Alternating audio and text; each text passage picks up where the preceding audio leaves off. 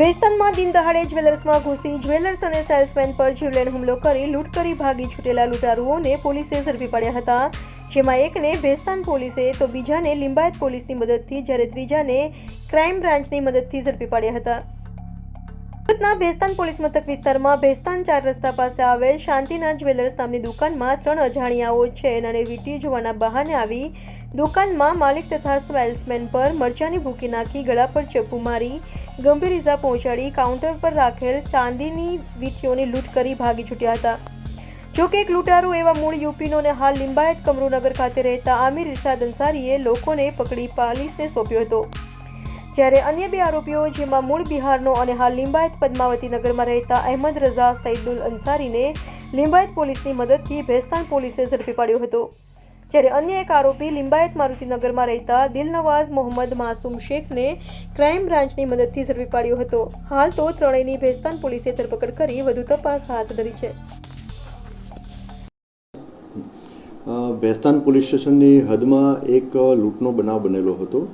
આ બનાવની હકીકત એવી છે કે ભેસ્તાન પોલીસ સ્ટેશનમાં ભેસ્તાન 4 રસ્તા છે, એની બાજુમાં સર્વિસ રોડને અડી અને એક શાંતિનાથ જ્વેલર્સ કરીને એક શોરૂમ આવેલો છે.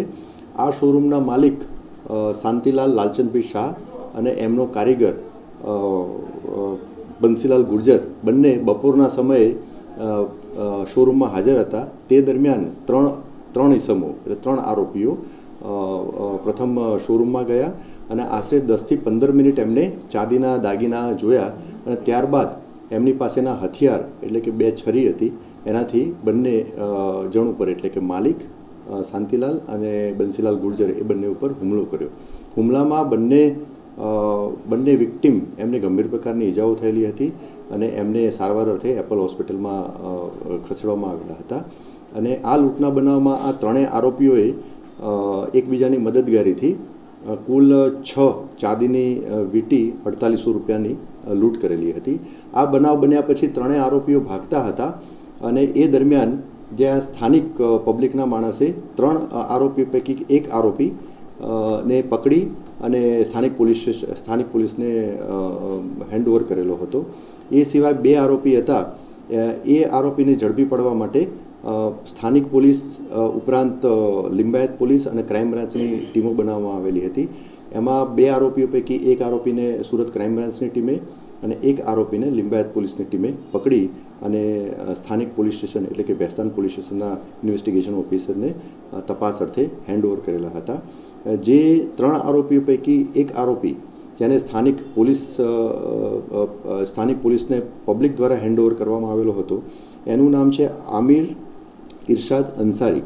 તે આમ એ સલૂન ધરાવતો હતો એટલે વાળંદ તરીકે એનું કામ કરતો હતો.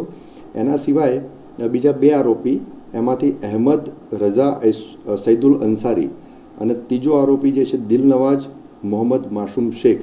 આ 3 આરોપીઓની તપાસના કામે પોલીસે ધરપકડ કરેલી છે.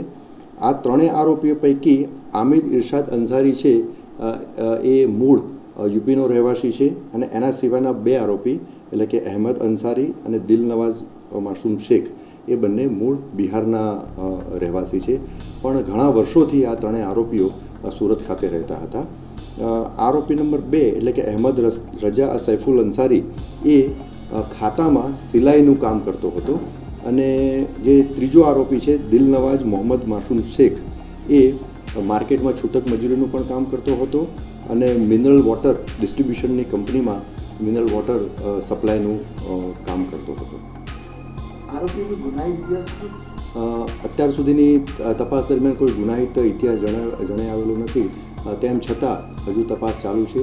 તપાસ પ્રારંભિક તબક્કામાં છે એટલે ગુનાહિત ઇતિહાસ પણ કંઈક મળી આવશે તો આપ સમક્ષ રજૂ કરશું.